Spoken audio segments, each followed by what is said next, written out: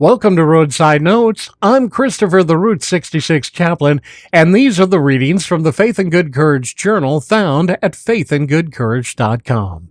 Stories from and for the road, a little grace for the miles ahead, and reminders that hope still travels with us.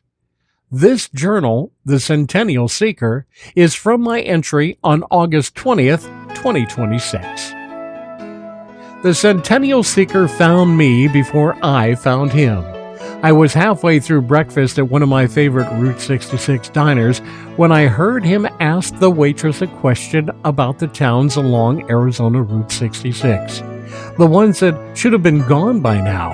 The ones that had every reason to dry up and blow away and somehow didn't. She listened politely, smiled, and then pointed right at me.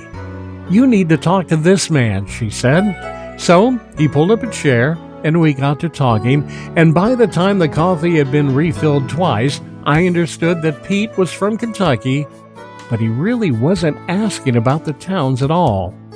He was asking about himself. I've started calling them Centennial Seekers. The ones showed up on Route 66 this year because something about the 100 years of this highway made them feel like they, finally had time. They came from everywhere. They came for every reason. Pete came from 22 years of 60-hour work weeks and a morning where he finally looked up from work long enough to realize he couldn't remember the last time he had done something just because he wanted to. He didn't ease into it, didn't plan a sabbatical or negotiate a leave of absence or map out a careful transition. He just stopped, handed in his notice, packed what fit in the car, and pointed it west the way men had been doing since before the road was even here to follow. "Go west, young man," he laughed when he said it.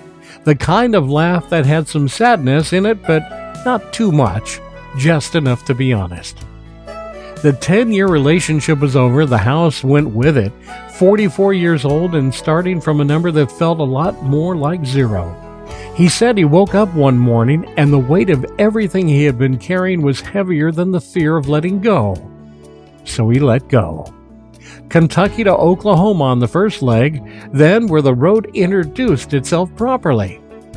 2 flat tires before he did hit the state line, a water pump that gave out somewhere in the middle of nowhere, Oklahoma, where the nearest town was 20 miles in either direction, and that cell signal, more like a suggestion than fact. He sat on the side of the road in the heat and waited and, thought about turning back. Then he thought about what he would be turning back to. He called a tow truck and waited a little bit more. Patience, he told me, was not something he came with. It was something the road was instilling inside of him, one breakdown at a time. By the time he hit Arizona, he had a cracked windshield courtesy of a truck outside of Holbrook on I-40. He said he watched it happen in slow motion. The rock, the spider web spreading across the glass, and the trucker, he didn't even know. He drove the rest of the way to Flagstaff looking at the road through a crack and thinking about how you don't always get to choose what breaks. You just choose whether you keep driving. That's when he asked me about the towns. He had been passing through them since Oklahoma, the one the maps barely acknowledge anymore.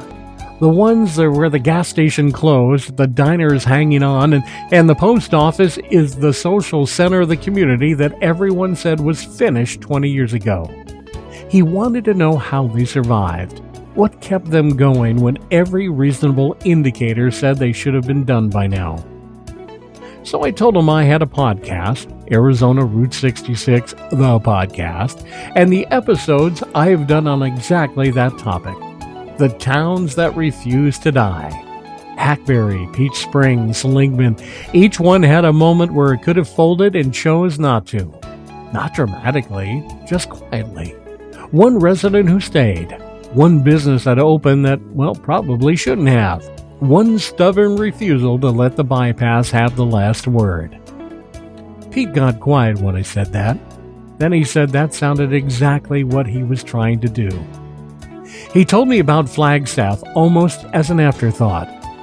said he had stopped for gas where he saw a woman sitting outside the station with a cardboard sign and nothing much else. He had almost driven past. He said the old version of him definitely would have. 60-hour weeks don't leave a lot of margin for noticing people on corners. But he had time now, and that was the whole point of the trip. So he pulled over, bought 2 breakfast sandwiches from inside, and sat on the curb next to her for 20 minutes and ate breakfast and didn't ask her story and didn't offer her any advice and didn't even try to fix anything. Just sat there. 2 people eating breakfast in the morning sun outside a gas station in Flagstaff. He said it was the best 20 minutes of his whole trip. I told him that sounded like a man who was figuring out what he was actually made of now, then that 60-hour weeks weren't filling up in that space. He smiled at that, said maybe the breakdown in Oklahoma was the best thing that happened to him because it forced him to sit long enough to start paying attention. The towns that refused to die didn't survive because everything went right. They survived because the people in them learned to sit through the hard parts long enough to find out that it was still worth saving. Pete from Kentucky was doing the same thing. 1 mile at a time, 1 cracked windshield at a time, and 1 breakfast on a curb at a time. In my roadside reflection, this Centennial Seeker didn't come to Route 66 for nostalgia. He came because 22 years of 60-hour work weeks had finally run out of road, and something in him knew it was time to find a different one. The highway gave him flat tires, broken water pump, and a cracked windshield, and even a homeless woman eating breakfast on a curb in Flagstaff. It gave him patience he didn't pack, and perspective he couldn't have brought. That's what the Mother Road does in its 100th year, the same as it did in its first. It meets you where you are. It breaks what needs breaking, and it keeps going long enough for you to figure out that you can too. If you're carrying something heavy right now, if the weight of where you've been is starting to outweigh the fear of somewhere new, maybe it's time to point the car west. The road will take care of the rest. It always has. Travel well, my friends. Have faith and good courage.